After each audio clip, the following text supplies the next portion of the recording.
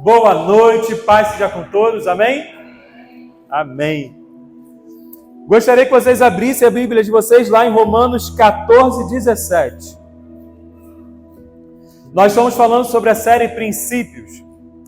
E na série Princípios, hoje eu vou trazer algo que é um princípio na vida do cristão, que é o reino de Deus. O reino de Deus, quando nós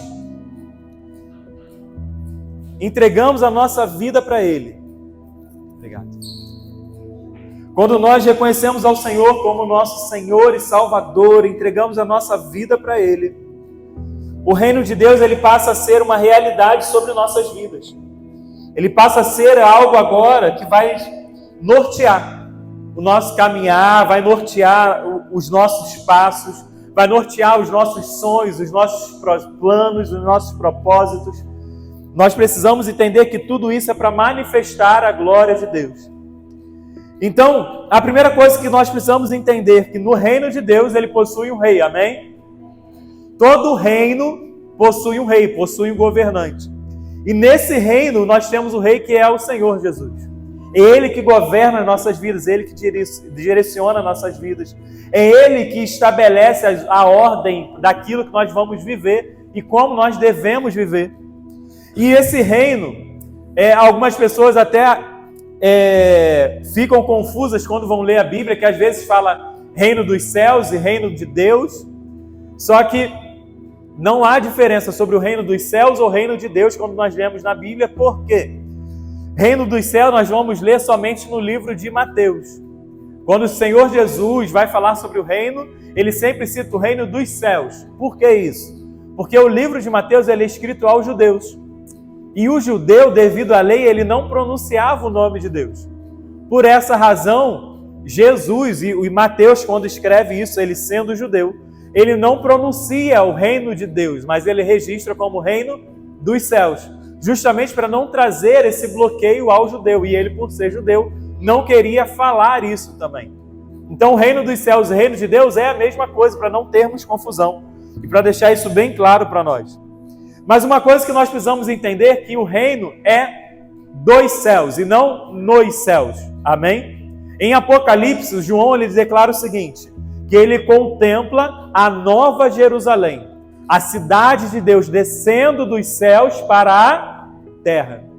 E ele vai continuando na revelação do Apocalipse, ele vai escrevendo e registra o seguinte, que a nova Jerusalém, ela desce à terra e é o local onde os crentes, os cristãos, os salvos no Senhor Jesus habitarão para a eternidade.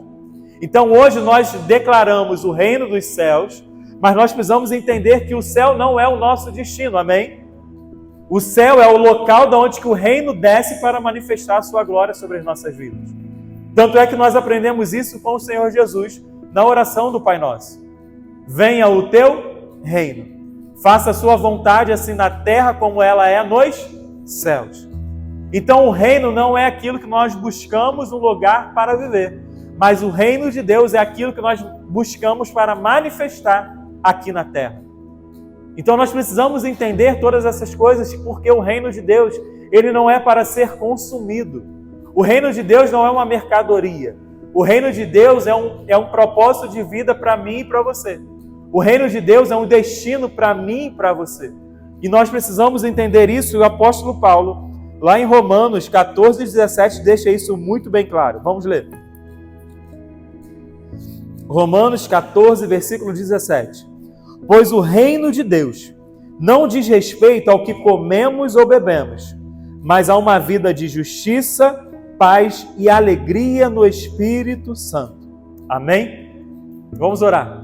Pai, muito obrigado, Senhor, pela Tua palavra.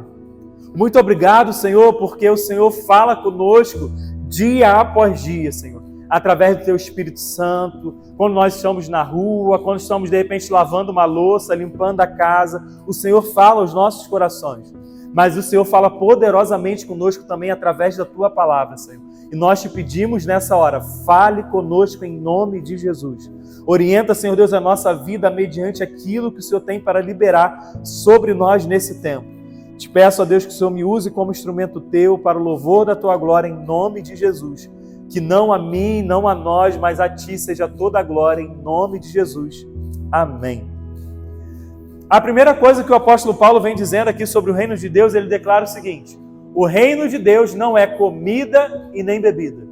Ele deixa muito claro que o reino de Deus não é algo para nós consumirmos. O reino de Deus não é para ser consumido, mas ele revela o seguinte, que o reino de Deus era para ele ser vivido. O reino de Deus é uma vida de justiça, paz e alegria, onde? No Espírito Santo. É uma alegria que não podemos alcançar em qualquer outro lugar, mas somente vinda do próprio Senhor. É uma alegria que o mundo não entende, porque o mundo não é capaz de alcançar essa alegria. É uma alegria que o conflito, o problema não pode roubar, porque essa alegria vem do próprio Pai para as nossas vidas e preenche o nosso ser. Então o apóstolo Paulo está dizendo o seguinte: ei, o reino de Deus, ele deve ser vivido. Nós muitas das vezes falamos sobre o reino de Deus. Nós falamos sobre o reino de Deus. Nós pregamos sobre o reino de Deus. Nós anunciamos o reino de Deus. Mas muitas das vezes nós não vivemos o reino de Deus. Porque o apóstolo Paulo diz que o reino de Deus é justiça, paz e alegria no Espírito Santo. E às vezes isso acaba se perdendo no nosso dia a dia, na nossa correria. E às vezes a gente não está vivendo nem paz, nem justiça e nem alegria no Espírito Santo. E é sobre isso que eu gostaria de falar com vocês. Se nós queremos manifestar o reino de Deus hoje na terra, nós precisamos ser promotores. Nós precisamos promover justiça, paz e alegria na terra. Amém? Quantos aqui querem ser promotores do reino de Deus nesse tempo, nessa geração? Então nós precisamos entender e saber. Nós precisamos promover justiça, paz e alegria, seja em qual for a situação. Amém? Então vamos lá. O reino de Deus, ele não se baseia em coisas externas. O reino de Deus não vai se basear naquilo que está acontecendo ao meu redor, mas ele se baseia em valores eternos que o Senhor liberou desde a fundação do mundo, quando ele fundou a sociedade, quando ele libera a sociedade através, obviamente, de Adão e Eva, a formação do primeiro homem. Ele já dá orientação para esse homem. Ele já dá orientação para a humanidade. E aí vem a formação do homem, vem a queda do homem, depois vem a estruturação de toda uma sociedade, vem a separação do povo de Deus, depois vem a salvação de toda a humanidade através de Jesus Cristo. E tudo isso Deus vai sempre dando orientações para as nossas vidas. E nós precisamos entender que o reino de Deus não se baseia naquilo que acontece ao meu redor, naquilo que a cultura está tentando impor sobre a igreja. O reino de Deus possui valores eternos. E esses valores não se baseiam naquilo que eu quero, mas naquilo que Deus espera de mim. Amém? E a primeira coisa que eu gostaria de falar com vocês é justamente sobre a justiça. Vamos abrir lá em Isaías 64, versículo 6. Isaías 64, versículo 6.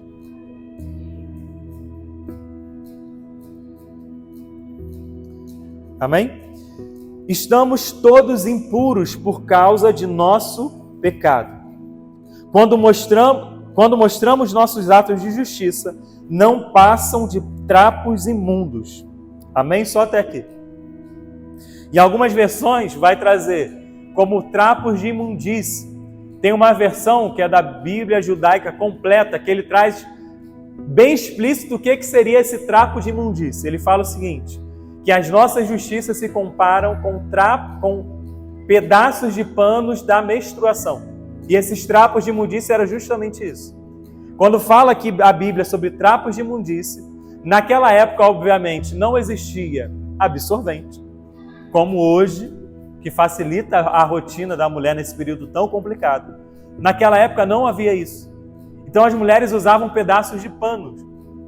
E esse pedaço de pano da menstruação, que era sujo, fédido, complicado de lidar, por isso até mesmo havia a lei das mulheres não estarem dentro do arraial, quando na época do deserto. Elas se isolavam nesse período menstrual, por quê? Era uma ordem de saneamento básico. No deserto não tem saneamento básico para você cuidar de milhões de mulheres, que é essa estimativa do povo no meio do deserto, de milhões de mulheres menstruadas. Não havia possibilidade de cuidar de tudo isso. Então o que acontece? Deus pedia para que elas se separassem daquele momento. Tem gente até hoje que não entende essa situação.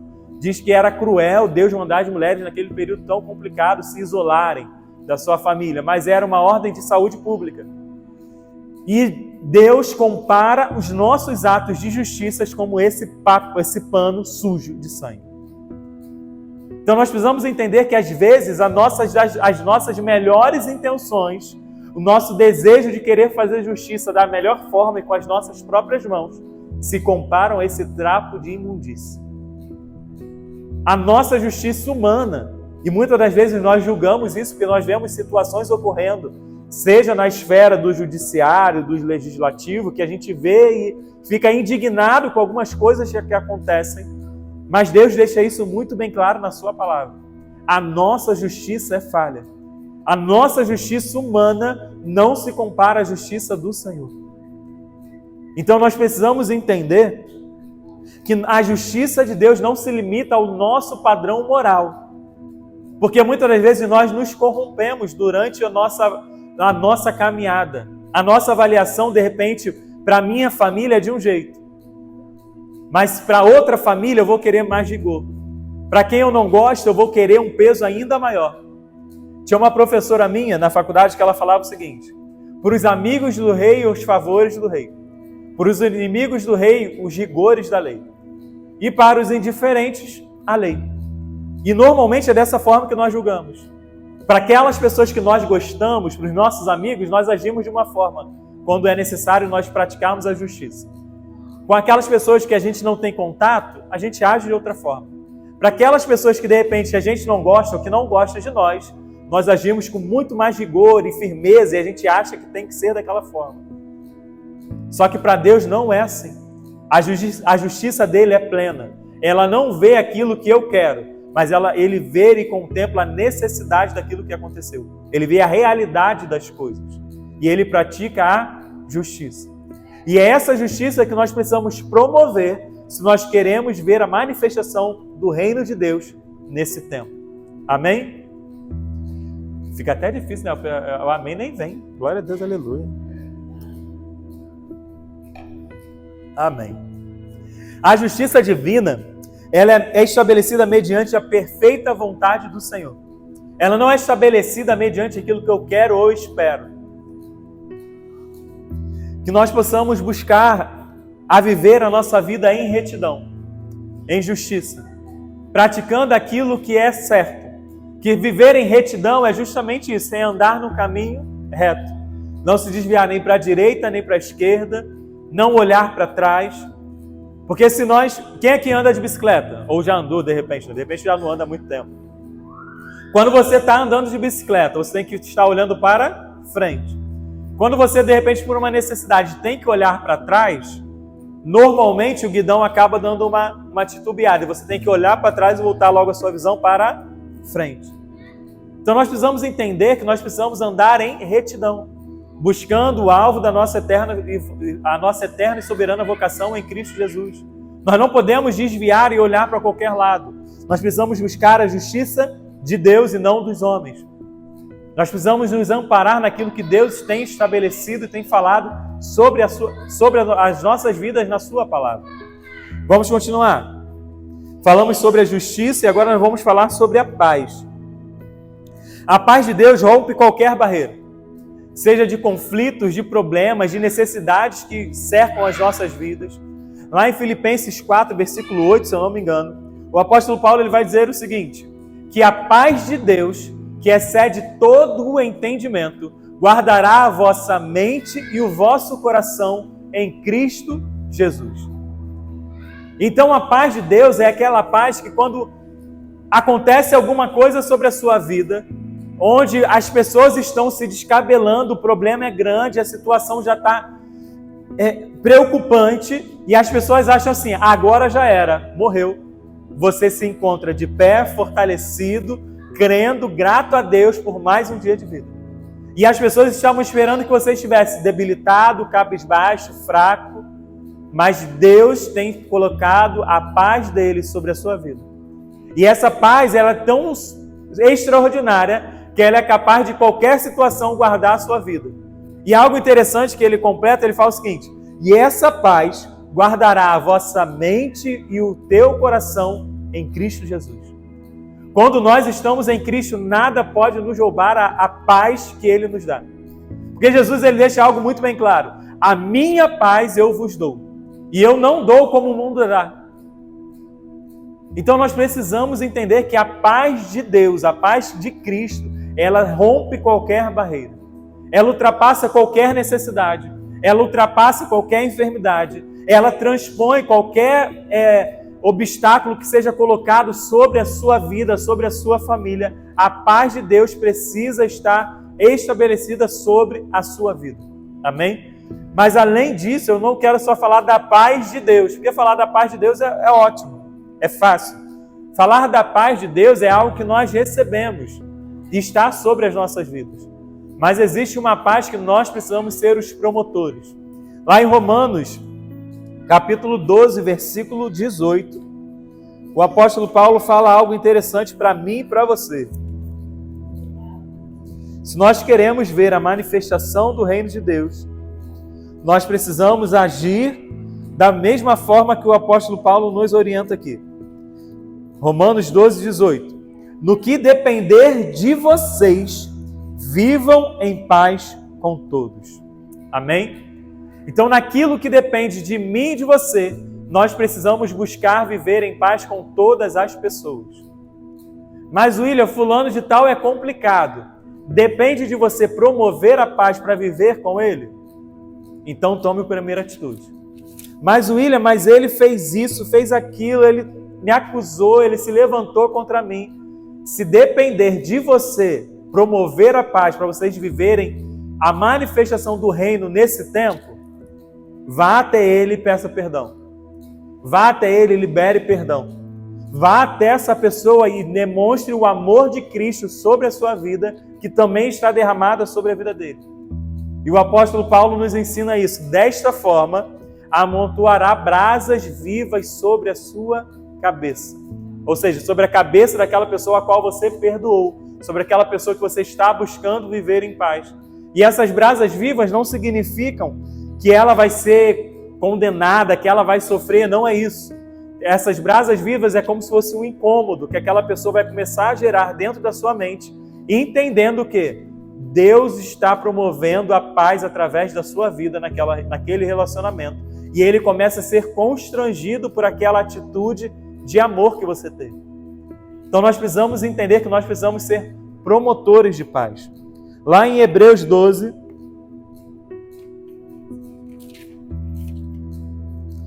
versículo 14 e versículo 15, o autor de Hebreus vai nos dar também mais uma orientação naquilo que diz respeito a vivermos em paz com os nossos irmãos.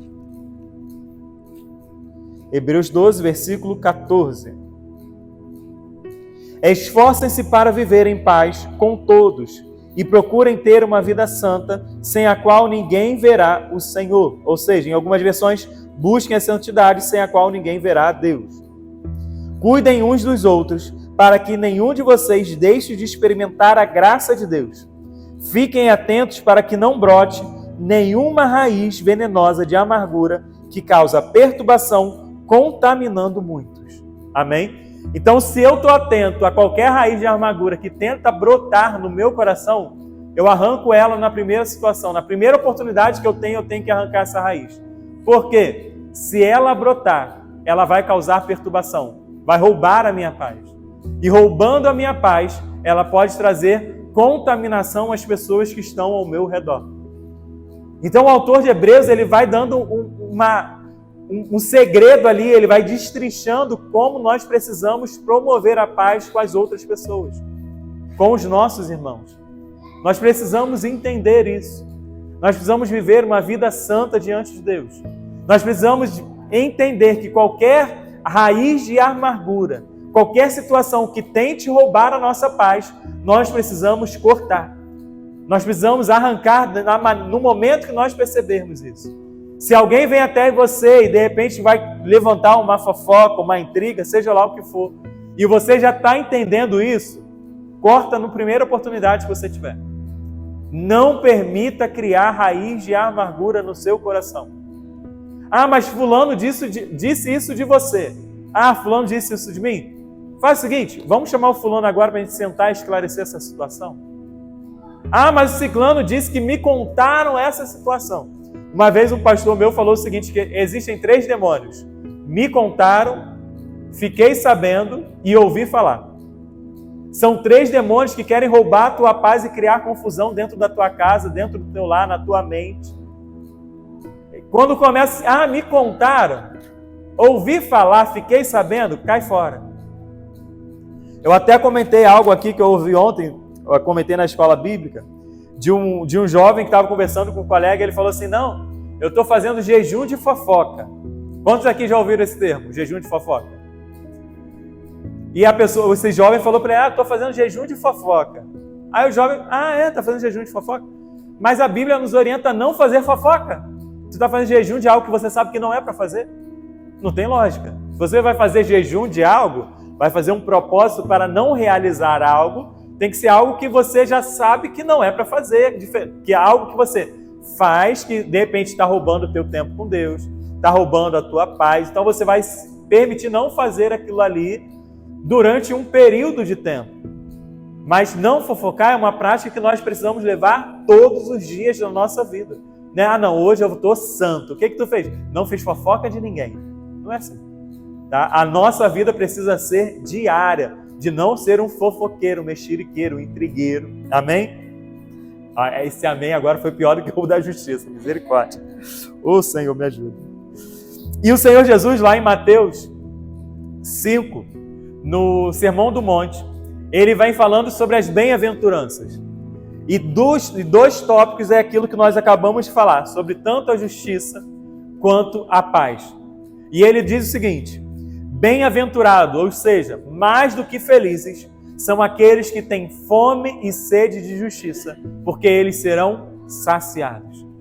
Então, quando nós promovemos a justiça, o Senhor traz saciedade sobre as nossas vidas. Não só porque Ele vai estabelecer justiça sobre nós, mas porque também Ele vai manifestar a sua glória sobre as nossas vidas. E aí ele complementa, bem-aventurados pacificadores, ou seja, aqueles que promovem a paz, porque eles serão chamados filhos de Deus. Quem aqui é filho de Deus? Amém? Quando nós recebemos ao Senhor Jesus sobre as nossas vidas, lá em João 1,12, diz o seguinte, aqueles que o receberam e creram em seu nome, receberam o direito de serem feitos filhos de Deus.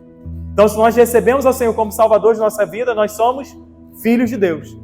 Só que quando nós promovemos a paz, as pessoas no mundo vão nos ver e nos chamar de filhos de Deus. Porque nós já temos uma identidade. Mas o reconhecimento disso vem quando nós somos promotores da paz. E o Senhor Jesus deixa isso muito bem claro. Continuando. Agora nós falaremos sobre a alegria no Espírito Santo. Eu gostaria que você abrisse lá em Lucas 1, versículo 39 ao 45.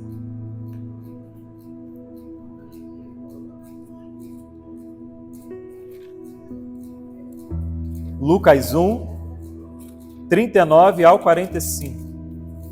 Deixa aberto aí, mas não vou ler tudo não, porque é uma leitura muito longa. Eu vou ler só o versículo 41. Ao ouvir a saudação de Maria, o bebê de Isabel se agitou dentro dela e Isabel ficou cheia do Espírito Santo. Esse encontro aqui é promovido logo após Maria ter um encontro com o anjo. O anjo se manifesta a Maria e declara a ela que ela geraria o Messias, o Filho de Deus, através do Espírito Santo. E Maria recebe aquela palavra, o anjo dá algumas orientações para ela. E isso acontece um período de 6 meses após a gestação de João Batista, filho de Isabel e de Zacarias. O anjo fala para Maria, sua prima Isabel já está grávida de 6 meses. Então aquele milagre que já havia acontecido sobre a vida de Isabel, porque era uma mulher estéril, é manifesto naquela situação e para trazer fé sobre Maria, o anjo revela isso para Maria, dizendo que Isabel encontrava-se grávida já de 6 meses. Quando Maria chega à casa de Isabel, quando Maria chama Isabel, João Batista, que está no ventre de Isabel, começa a se agitar. E ao se agitar, a Isabel se enche do Espírito Santo. Querido, onde Jesus está, existe alegria. Quando Jesus chega em um lugar, a alegria ela é manifesta. Não tem como nós estarmos numa reunião na qual nós estamos falando sobre Jesus, pregando Jesus, anunciando Jesus e não ter alegria.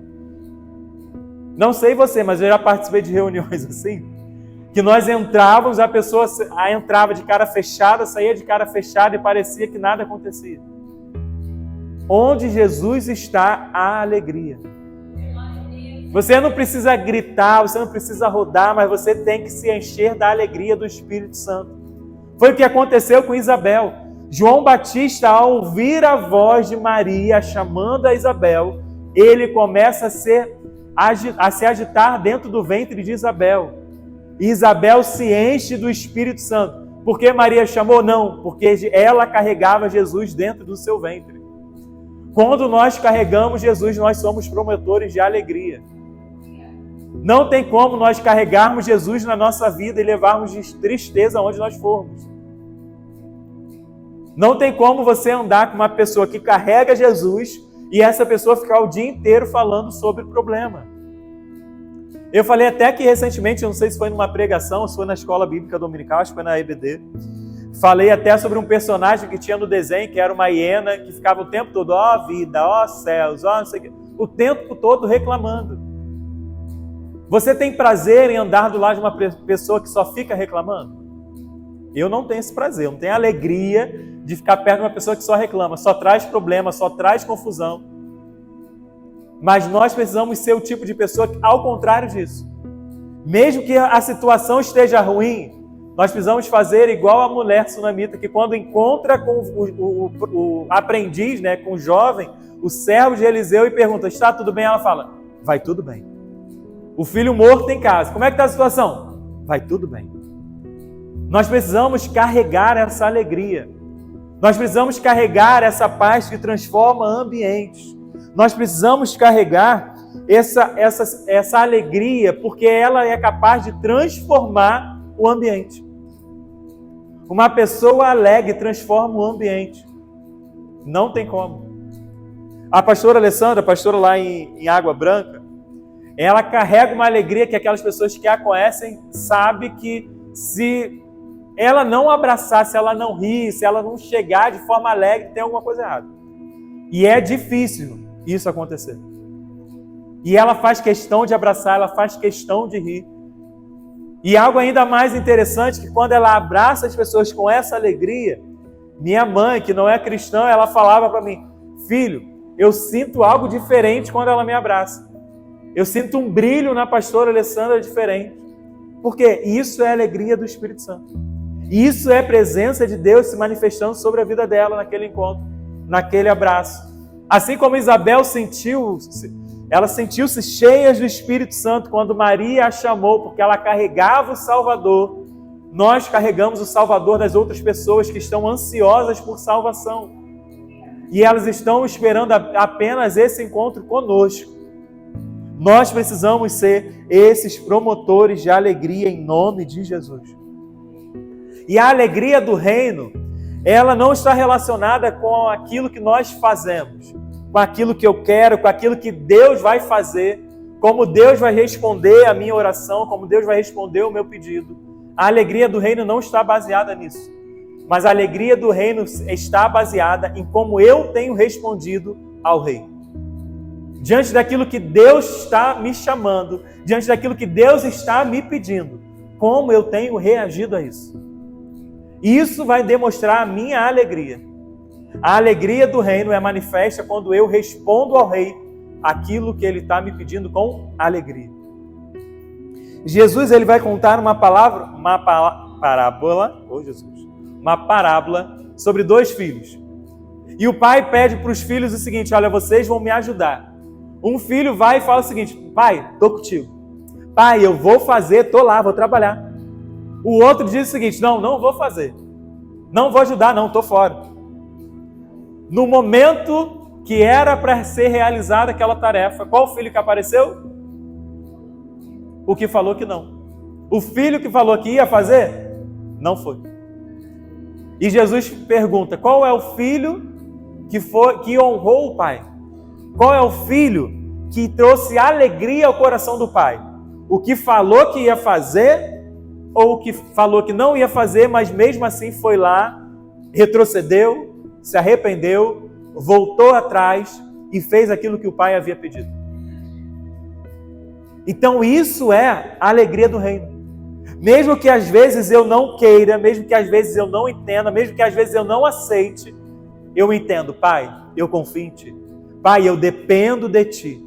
Pai, eu entrego a minha vida em rendição a Ti. E mesmo que eu não queira, não entenda, não aceite, eu sei que Tu tens o melhor para a minha vida.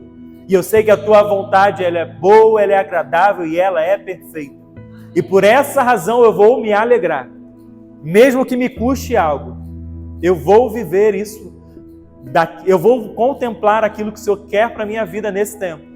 Porque eu vou me alegrar diante da Tua presença. Porque eu posso não me alegrar naquilo que eu vou fazer ou naquilo que eu vou viver. Mas a presença do Senhor, ela traz alegria sobre a minha vida. E isso me transforma. Nós temos um testemunho na nossa casa, é mais um testemunho da Maiara, que quando nós casamos, desde a época que nós namorávamos, noivamos, nós já falávamos sobre os nossos filhos. Nós queríamos um casal de gêmeos. E a menina, tinha detalhe, né? A menina de olhos claros ainda. Eu não tinha escolhido a cor, se era verde ou azul, mas era olho claro. Glória a Deus, só veio azul e aleluia por isso. Mas era algo que nós casamos já focado nisso. Os meninos já tinham nome, o casal tinha nome, era Guilherme e Sara. E essa era uma alegria que nós carregávamos no nosso coração. Só que já havia um decreto sobre a vida da Maiara, que ela não geraria filhos. Mas isso mesmo assim não era um impeditivo para nós sonharmos com isso. E essa alegria era algo que carregava no nosso coração. E quando nós casamos, devido a alguns problemas de adaptação da Maiara com o contraceptivo, como é que é o nome? Anticoncepcional, obrigado. Ela acabava tendo desmaios, ela estava tendo apagões. Então, assim, no primeiro mês, né, de casado, nós suspendemos esse contraceptivo, esse anticoncepcional. Suspendemos porque estava causando uma série de problemas de saúde nela. E nós falamos, já que nós queremos o filho, vamos deixar a coisa acontecer. E passou-se 1 ano, 2 anos, 3 anos. E aí com isso, às vezes, vinha frustração, vinha o medo, vinha algumas coisas acontecendo. E dentro desse cenário, e ao longo de alguns anos, já para o 4º, 5º ano, passando por momentos complicados, porque ela sofria muito no período menstrual dela. Períodos aos quais já teve um momento que ela ficou 3 meses com um sangramento direto. Ela urrava de dor quando ela ia para o banheiro e saíam placas dela de sangue. E num desses momentos a Maiara falou, Senhor, eu tenho o desejo de gerar filhos, mas eu entrego esse meu sonho ao Senhor. Isso está me causando dor, está me trazendo sofrimento. E por mais que seja um desejo meu, um sonho meu, eu entrego esse meu sonho ao Senhor. Porque a minha alegria não é ter filhos, a minha alegria é o Senhor. Isso aqui não está nem na mensagem. Depois quem quiser pode até ver que os bolsos tem nada disso. Mas o Senhor, Ele trouxe ao meu coração justamente esse milagre que nós vivemos. Quando ela entrega a alegria de gerar filhos ao Senhor. E recebe a alegria de ter ao Senhor na sua vida, que era o seu suficiente. Dentro de aproximadamente 1 ano, num período de pandemia, um ventre que o médico falava que só ia gerar dor e morte, acabou gerando a Zoe, que é vida, do grego. Então nós precisamos entender que a nossa alegria não depende daquilo que eu tenho, daquilo que eu quero, mas tem que estar alicerçada tão somente no Senhor. Tem que estar alicerçada tão somente naquilo não que Ele pode me dar, mas naquilo que Ele é. A nossa alegria precisa estar no Senhor. Amém? Eu já vou me encaminhar já para o final. Só encaixar aqui.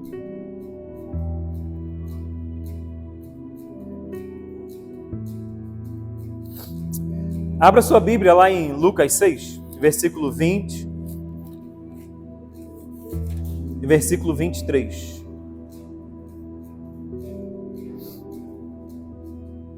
Lucas 6, 20. Então Jesus se voltou para os seus discípulos e disse: quem aqui é discípulo de Jesus? Amém? Glória a Deus. Felizes são vocês, pobres, pois o reino de Deus lhes pertence. Felizes são vocês que agora estão famintos, pois serão saciados. Felizes são vocês que agora choram, pois no devido tempo rirão. Felizes são vocês quando os odiarem e os excluírem, quando zombarem de vocês e os caluniarem, como se fossem maus porque seguem o Filho do Homem. Quando isso acontecer, alegrem-se e exultem, porque uma grande recompensa os espera no céu. E lembre-se de que os antepassados deles trataram os profetas da mesma forma. Amém? Jesus está dizendo o seguinte: ei, não importa aquilo que você está vivendo nesse tempo, você é feliz. Não importa aquilo que você está vivendo nessa situação na qual você se encontra, você é um bem-aventurado. E além disso tudo, a recompensa que você vai receber pode ser aqui na terra. Você pode ser recompensado aqui na terra, assim como nós somos recompensados. Temos milagres, benefícios, bênçãos para contar. Mas ele diz algo extraordinário para mim e para você. Há uma recompensa no céu.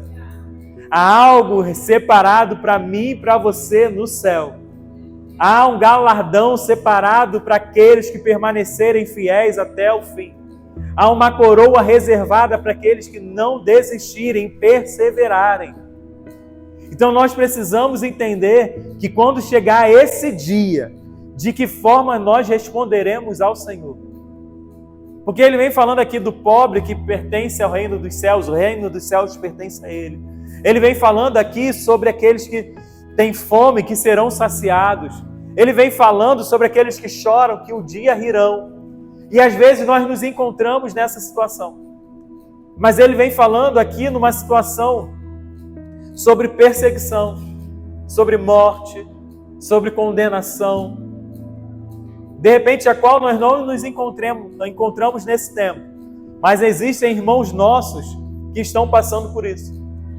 De repente, no futuro, nós não sabemos se até o dia da volta dele, nós de repente vamos passar perseguição na nossa nação. E ele já traz uma promessa para nós de garantia. Não importa aquilo que você está sofrendo de pressão ao teu redor, há uma recompensa e há uma alegria esperando por você. De repente você pode não ver agora, mas você verá.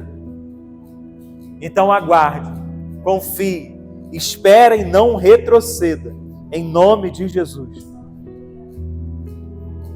E para finalizar, eu gostaria de ler com vocês lá Mateus 3,17.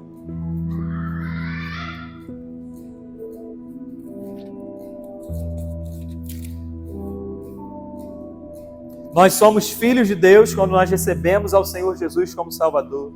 Quando nós promovemos a paz, nós somos chamados pelo mundo de filhos de Deus. Eles conseguem nos reconhecer como filhos de Deus.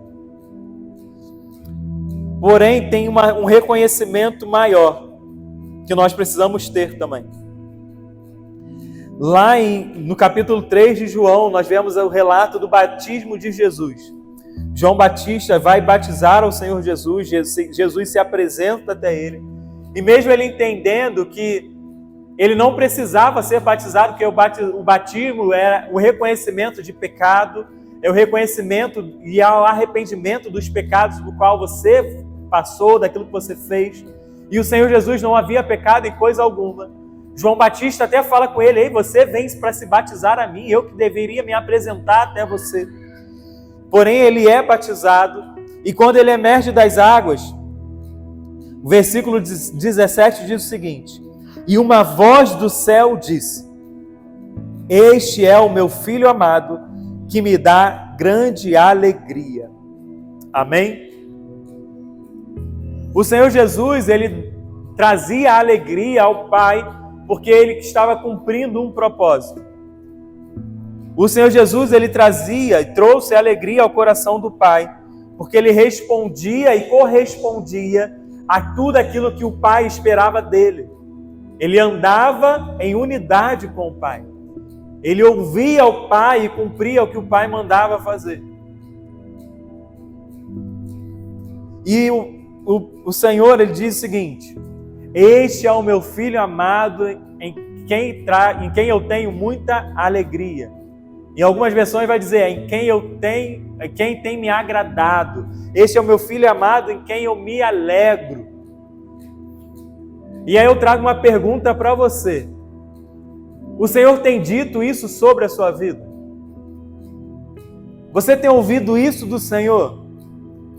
Filho, você é muito amado por mim e você tem trazido alegria ao meu coração.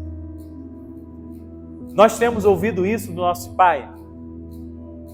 Filho, você tem agradado o meu coração. Você tem trazido alegria porque você tem sido um promotor de justiça. Você tem sido alguém que leva a paz nos ambientes que estão em conflito, em confusão. Ao invés de ser mais um que traz problema, você é alguém que tem promovido a paz. Você tem apaziguado conflitos. Você tem trazido palavras de vida e não de morte. Quando alguém está desesperançoso, ao invés de você falar: poxa, é difícil, né? Você diz: ei, o meu Deus, ele vai operar um milagre sobre a sua vida. O meu Deus vai trazer cura sobre a sua vida. O meu Deus é capaz de mudar essa história.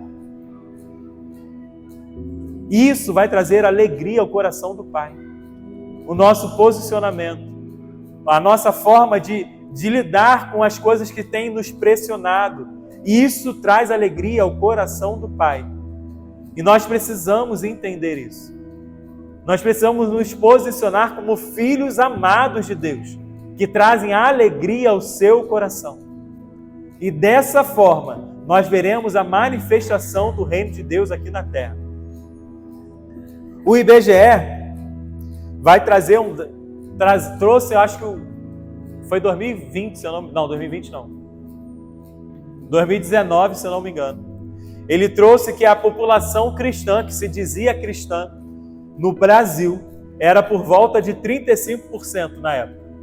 E a projeção para os próximos anos é que essa taxa de cristãos na população brasileira, ela venha chegar a mais de 50%. Só que nós temos visto a população evangélica crescer, mas nós temos visto ainda mais o crescimento da corrupção, da criminalidade, do roubo, da morte. Nós não temos visto a paz, a justiça, a alegria crescer na proporção que os cristãos estão crescendo. Então a matemática não está batendo. Porque quanto mais pessoas estão promovendo o reino de Deus, mais o reino de Deus deveria estar sendo manifesto na terra. E nós não estamos vendo isso. Porque a matemática não bate. Então alguma coisa está acontecendo no meio do caminho. Existem filhos que não estão promovendo o reino. Eles buscam o reino, mas não promovem o reino na terra. E nós precisamos ser filhos que manifestam o poder de Deus nesse tempo. Nós precisamos ser homens e mulheres que entendem o seu papel nesse tempo como pessoas que vão manifestar o reino de Deus, como embaixadores de Cristo na nação que Deus nos estabeleceu. Seja dentro da nossa casa, seja na nossa rua, seja no nosso bairro, seja no nosso estado, na nossa nação. E se Deus assim te permitir, em outras nações, aonde você for, você precisa ser um embaixador do reino de Deus. E aonde você colocar os seus pés, você precisa manifestar esse reino. Amém? Se coloque de pé.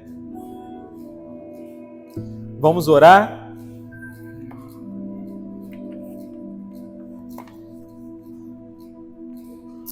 Pai, muito obrigado pela tua palavra, Senhor.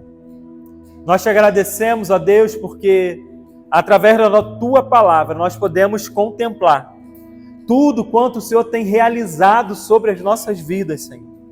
Mas através da tua palavra nós também entendemos que nós precisamos nos posicionar como filhos amados de Deus, que trazem alegria ao teu coração, Pai, promovendo justiça, paz e alegria no Espírito Santo, pois isso manifesta o teu reino aqui na terra, porque o teu reino consiste nessas coisas. O teu reino não consiste naquilo que eu tenho, naquilo que eu quero, naquilo que o Senhor pode me dar. O teu reino consiste em justiça, paz e alegria no Espírito Santo. Então nós te pedimos, Senhor, ensina-nos a ser ministros do teu reino.